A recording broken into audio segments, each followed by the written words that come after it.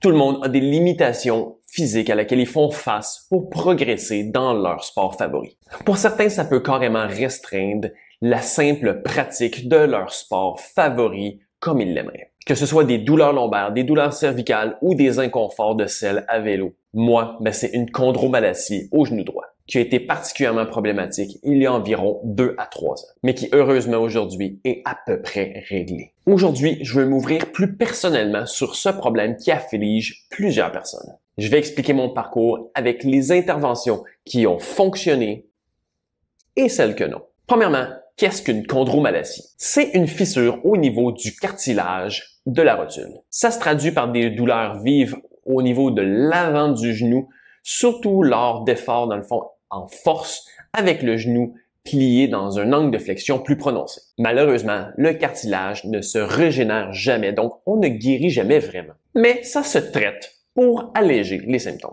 Comment ça m'est arrivé?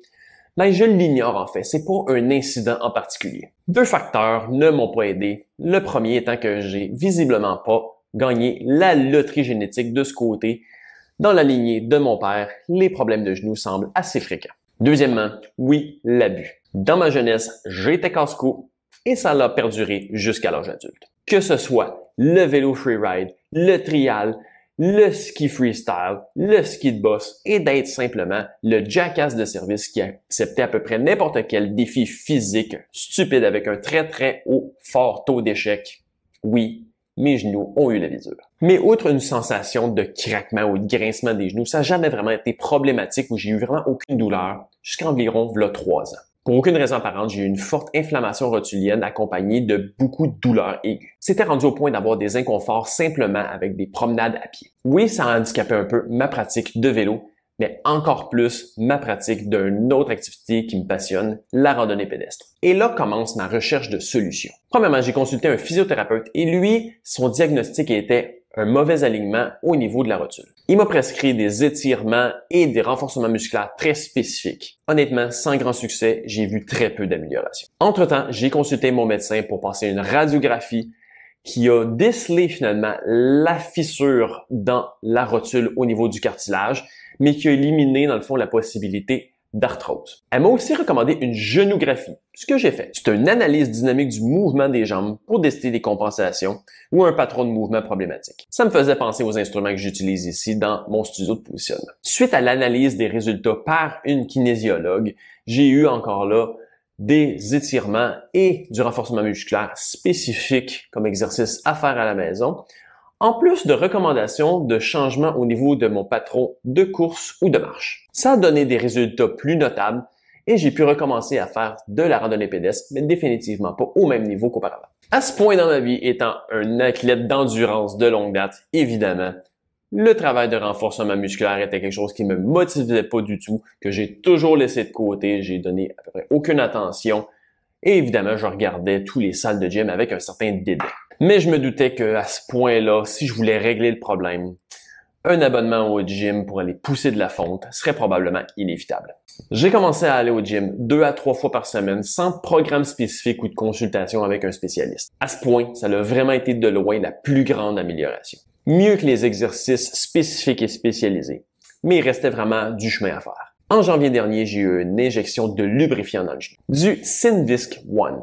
J'avais des grosses attentes que ça allait régler le reste du problème. 500 $ plus tard, je suis assez déçu. Oui, ça a aidé, mais ça n'a pas été miraculeux. À ce point-là, ça allait passablement mieux qu'au départ, mais encore pas aussi bien qu'aujourd'hui. C'est en écoutant un podcast avec le Dr Peter Attia que la plus récente, dans le fond, pièce de mon casse-tête a été déposée, et probablement la plus significative. Le Dr Peter Attia est entre autres l'auteur du livre Outlive, qui parle justement de la santé dans le temps sur la longévité et la qualité de vie. Une lecture que je vous recommande fortement, que je vais mettre dans la description le lien. Il parlait de l'importance de différencier les phases concentriques et excentriques dans les exercices, dans le fond, de renforcement musculaire. Le cyclisme utilise purement la phase concentrique, c'est-à-dire la contraction rapide du muscle pour développer de la puissance. Tandis que la phase excentrique, c'est le relâchement graduel et lent et sous contrôle du muscle